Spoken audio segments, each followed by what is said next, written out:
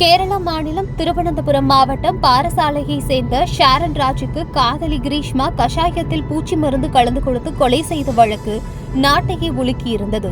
தற்போது குற்றவாளி கிரீஷ்மாவுக்கு அதிகபட்ச தண்டனையான மரண தண்டனை விதித்து பரபரப்பான தீர்ப்பை நீதிமன்றம் வழங்கியுள்ளது.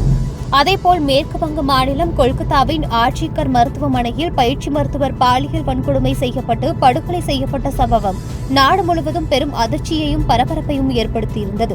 இந்நிலையில் இந்த குற்றத்தில் கைது செய்யப்பட்ட சஞ்சய் ராய்க்கு நீதிமன்றம் 50,000 ரூபாய் அபராதமும் சாகும் வரையில் சிறை எனும் ஆயுட்கால தண்டனையையும் வழங்கியிருக்கிறது.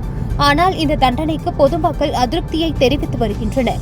நாட்டையே உலுக்கிய மிக கொடூரமான கொலைக்கு ஆயுள் தண்டனை தானா, அதிகபட்சமான மரண தண்டனை இல்லையா என்று பலரும் தங்களது கருத்துக்களை இணையத்தில் பதிவு செய்து வருகின்றனர்.